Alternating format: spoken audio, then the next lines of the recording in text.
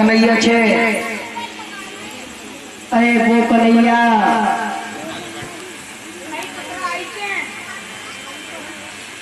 ब्राह्मण सोचन लगे द्वारिका छे कन्हैया छे। जब रुक्मणी ने बड़े फंदा मड़ाते हम अब के हमसे कन्हैया के ढोरे जाए द्वारिका छे कन्हैया छे। अरे पंडित जी हाँ हमारे द्वारिका की भाषा है छे की। अच्छी भाषा है सुनना चक्कर में पड़ेगा। अच्छा चक्कर में पड़ी है। हाँ हाँ तो तुम हमारे द्वारकाधीश भगवान के पास जा रहे हो हैं? हाँ हाँ सीधे चले जाओ सामने वो उनका ही महल है। उस सामने हाँ अच्छा जा रहा चलो। पंडित जी पहुंचे जैसे ही पंडित जी द्वारका में प्रवेश किया भगवान को तो सब पता था। उठ करके आदर किया और भगवान ने पंडित जी के लिए बिठा लिया। कहने लगे लाला बड़ी दूर से तो चल के आए और तुम्हारे काज है ले जा चिट्ठी लेके आए। भगवान के लिए वो पत्र का दे दी। भगवान ने जैसे ही वो पत्र का पढ़ी है कहने लगे मन ही मन रुक्मणी तू चिंता मत करना अब मैं तेरी सारी दुख दर्द पीड़ा को हर लूंगा। पंडित जी एक काम और कर दो थोड़ा सा तुम्हें झूठ बोलना पड़ेगा। कौन सा काम? देखो हमारे भैया बलराम जी है ना उनकी और हमारी मैया है हमारे बाबुल उनके सामने थोड़ा सा एक बीमारी को ढोंग कर लियो। अच्छे अच्छे तो हम उनसे कह देंगे कि पंडित जी को द्वारिका से बाहर न छोड़िए। अच्छा चलो तुम पहुंच गए वहां जाकर के पंडित जी खांसने लगे। भगवान कहने लगे भैया बलराम जब पंडित जी द्वारिका में घूमने के लिए आए अब ये बीमार हो गए अगर द्वारिका में इनका देहांत हो गया तो हमारी द्वारिका दूषित हो जाएगी। तुम्हारी आज्ञा हो तो रथ में बिठा करके कुछ दूर बाहर कर आए। कहने लगे ठीक है भैया इनके लिए बाहर छोड़े आना। इतना शब्द सुना तो बलराम समझ गए कि कोई चक्कर है ये बहुत लंबी चाल खेल रहा है। भगवान कोई बहुत लंबी चाल खेल रहे हैं। आगे आगे तो भगवान कन्हैया रथ लेकर के और पंडित जी को साथ लेकर के चल दिए। पीछे से बलराम सेना लेकर के गए थे। आज कुछ द्वारका से आगे बढ़े तो पंडित जी से भगवान कहने लगे पंडित जी हाँ तुमने सनेमा देखो सनेमा।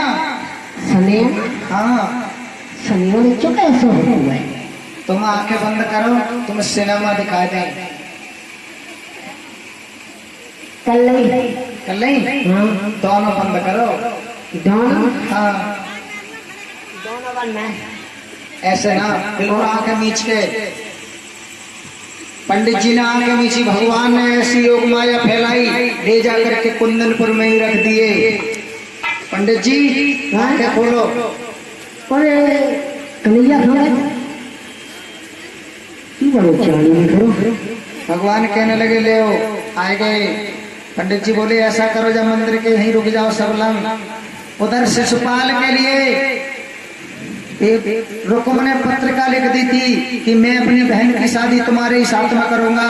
शिशुपाल पत्रिका पढ़ करके बड़ा खुश हुआ और उसके बाद में अपनी भाभी से कहने लगा भाभी मुझे दूल्हा बना दो मैं अपनी बहन की ननद के साथ में विवाह करने जाऊंगा। भाभी ने समझाया तुम पागल हो गए हो वो तुम्हारे मान है और वो उन मान की मान है तुम क्या सोच रहे हो।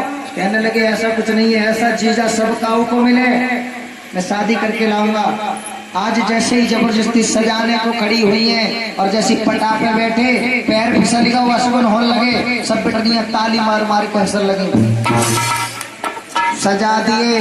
उधर सेना को लेकर के आकर के शिशुपाल ने कुंदनपुर को चारों तरफ से घेर लिया है। भगवान मैया के कामाख्या मैया के मंदिर पर खड़े हैं। कहने लगे जाओ तुम रुक्मणी से कह देना मैं यहीं पर मिलूंगा। आज पंडित जी रुक्मणी के साथ पास में चले हैं और जाकर के रुक्मणी से कहने लगे हैं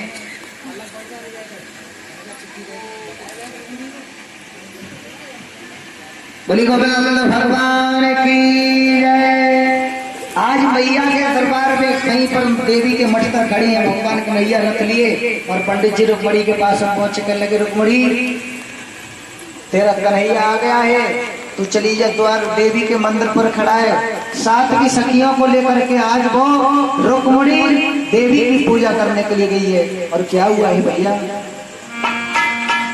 आए भीष्मक की रुक्मिणी लली के मैया जी का पूजन की रुक्मिणी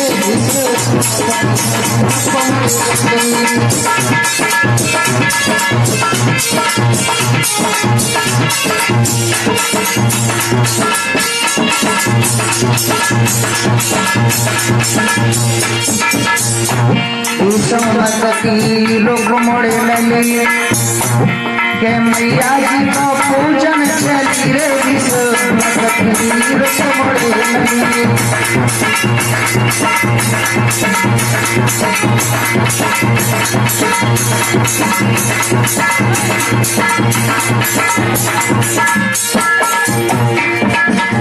आज रुक्मिणी जा रही है, साथ की सहेलियां ले रही, भगवान कन्हैया वहीं पर खड़े हैं। पहुंच गई मैया के द्वारे पर, पूजा करने अंदर चली जाती है। द्वारे पर पहरा लगा हुआ है मैया के चार, सब पहरेदार लगे हुए रुक्मिणी के पास में। अंदर जाकर के मैया की पूजा करने लगी है रुक्मिणी, और पूजा करते हुए चारों तरफ को देख रही है कि ना जाने किधर खड़े हैं। सामने भगवान दिखाई दे गए, आगे बढ़े हैं भगवान तो सब पहरेदार कहने लगे हो क्या बात है, ये जोड़ी कितनी अच्छी रहेगी। सबको मन मोह लिया भगवान ने, और सब कहने लगे पारे परमात्मा कितना सुंदर है, देखो ये रुक्मिणी के योग्य है। सब वार्तालाप में लगे हुए हैं। रुक्मिणी निकल करके भीड़ से बाहर आई, भगवान कन्हैया के सामने आ गई और रथ पर बैठने लगी। तो भगवान कहने लगे रुक्मिणी तुझे दोष नहीं लगाऊंगा, अरे मैं तुझे स्वयं बैठाऊंगा, तू अपने आप बैठ गई तो ये होगा कि रुक्मिणी स्वयं गई है, इसलिए तुम ऐसे मत बैठो। और रुक्मिणी का हाथ पकड़ लिया भगवान ने और कहने लगे रुक्मिणी अब हम अपने हाथ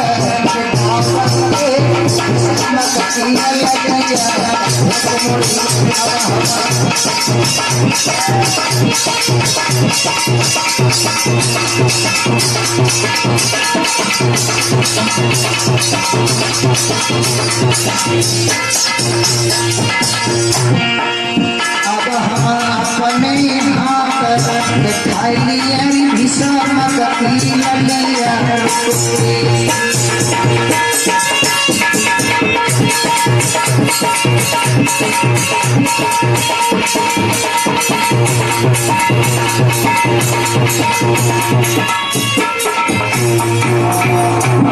जैसे ही भगवान ने कहा अपने हाथों से बैठाएंगे, हाथ पकड़ करके रथ में बैठा लिया।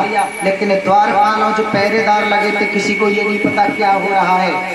रुक्मिणी को लेकर के चल दिए, एक ने घूम के देखो और कहने लगो अरे भैया, अरे भैया, अरे रुक्मिणी को ले गो कारोरी शिशुपाल रह गयो।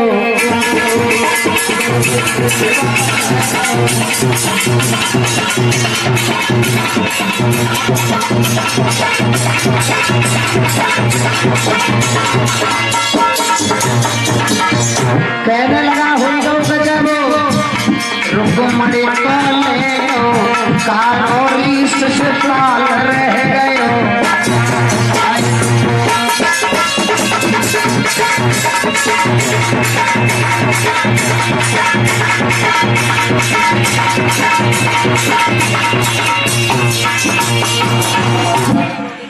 सब सेना में खलबली मची गई। भगवान कन्हैया लेकर के चल दिए। अरे ये बात जब रुक्म को पता चली तो उसने जा करके एकदम से भगवान का मार्ग घेर लिया। कहने लगा खड़ा हो जा, आज तक तो तू गाय बछड़ों के चुराता था, माखन चुराता था, अब तू स्त्रियों का हरण करने लगा, इतना नीचे गिर गया। भगवान को क्रोध आया, जैसे ही उतर के मारने को चले, रुक्मिणी हाथ जोड़ करके कहने लगी पिया ऐसा मत करो, हैं? अरे ऐसा मत करो, ये तुम्हारे साले हैं, मेरा भैया है, याद रखना भैया। कहने लगी है ऐसे मत मारो। भगवान कहने लगे ये मानता नहीं है, ऐसे इंसान का जीना ठीक नहीं है जो अपनी बहन को अपने साले के साथ निभाता है। रुक्मणी कहने लगी पिया फिर भी तुम्हारा साला है।